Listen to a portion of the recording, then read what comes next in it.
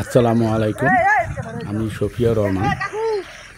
আজকে আপনাদের আমি তিস্তা নদীর ভাঙ্গন দেখাচ্ছি। আপনারা যে ভিডিওটা দেখছেন এটি তিস্তা নদীর গতকাল থেকে যে ভাঙ্গন শুরু হয়েছে সেই পয়েন্টটা আপনাদের দেখাচ্ছি।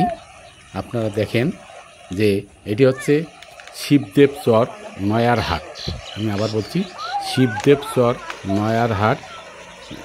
এখানে একটি জামে মসজিদ যেটি এখন নদীর কিনারেই আছে, খুব তাড়াতাড়ি হয়তো এটা ভেঙে যাবে।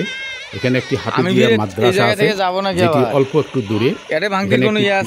সরকারি প্রাথমিক বিদ্যালয় আছে। এগুলো আজকে হুমকির সম্মুখীন। আপনার নদী ভাঙ্গনের দৃশ্যটা দেখেন কীভাবে নদী আক্রমণ করেছে। আজকে জ্যৈষ্ঠ মাসের মাত্র 10 তারিখ, অর্থাৎ বর্ষাকাল আসতে আরও 21 দিন বাকি। তাহলে এই জ্যৈষ্ঠ মাসে যদি এই ভাঙ্গন শুরু হয়, এই ভাঙ্গন কমপক্ষে ভাদ্র মাস পর্যন্ত অব্যাহত থাকবে। এখনও পাহাড়ি ঢল আসেনি, এখনও সেরকম যেভাবে পাহাড়ি ঢল বৃষ্টি নিয়ে যেভাবে বন্যা হয় সে দৃশ্য আসার এখনও সময় আসেনি, কিন্তু ইতিমধ্যেই এই ভাঙ্গন সৃষ্টি হয়েছে। আমার প্রশ্ন হলো যে আজকে পানি উন্নয়ন বোর্ড বা এদেশের কিছু এই পানি বিশেষজ্ঞ যারা বলছেন যারা তিস্তা নদীতে 70টি পয়েন্টের এগুলোতে তারা জিও ব্যাগ ফেলবে এবং সেই জিও ব্যাগ ফেলার মধ্য দিয়ে তারা নদীটাকে কন্ট্রোল করবে, মানুষের দুর্দশা থেকে মুক্ত করবে। আমরা বিরোধিতা করি নাই, কিন্তু আমরা এটা স্পষ্টভাবে জানিয়ে দিয়েছি তিস্তা একটি পাগলা নদী। এ নদী কোথায় কোন জায়গায় কখন ভাঙবে এটি কি ওনারা জানেন না কোনো স্বপ্ন দেখেছেন? এই কথাগুলি কিন্তু আমরা শুরুতেই বলেছি। আমরা বলেছি তিস্তা অনেক ঠ্যাং, কখন কোন দিকে ভাঙে এর কোনো কুলকিনারা নেই। কিন্তু কে কার কথা শোনে?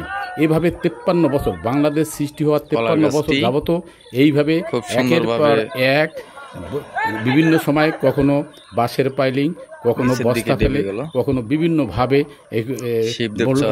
বান্নাল দিয়ে চেষ্টা করা হয়েছে এবং যার ফল কি হয়েছে 1 কিলো নদী আজকে 8 হইতে 10 হইতে 12 কিলোমিটার পর্যন্ত হয়েছে।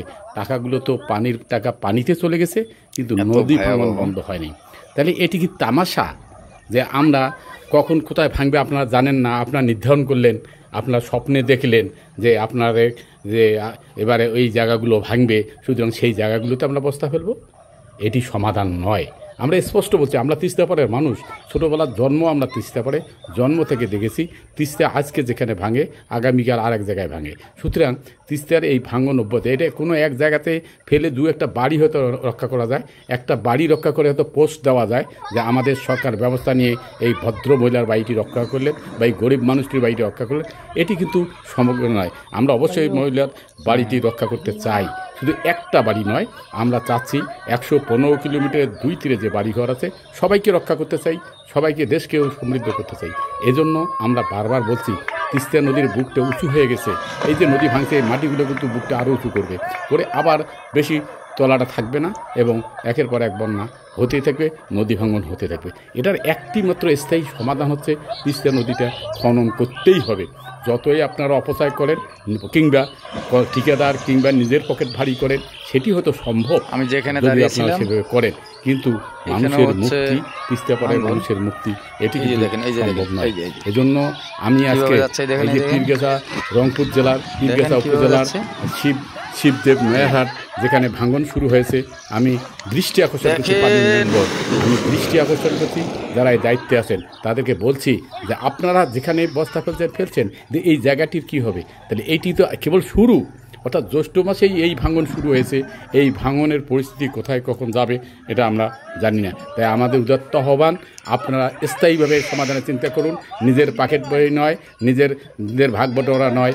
আমরা চাই তিস্তা নদী শাসন হোক, মানুষগুলা বাঁচুক, মানবিক এই জায়গাটাকে তৈরি করুক এবং দেশের যে উৎপাদন ক্ষতিগ্রস্ত হচ্ছে, লক্ষ লক্ষ কোটি টাকা যে প্রতি বছর ক্ষতি হচ্ছে, সেই ক্ষতি থেকে আমরা রক্ষা হই। আমাদের যে পরিবেশ ধ্বংস হচ্ছে, গাছপালা ধ্বংস হচ্ছে, এই পরিবেশকে আমরা রক্ষা করি, জীব বৈচিত্র্য আমরা এখানে তৈরি করি, সেরকম একটি জায়গা তৈরি, এটি আমাদের কামনা। ধন্যবাদ সকলকে।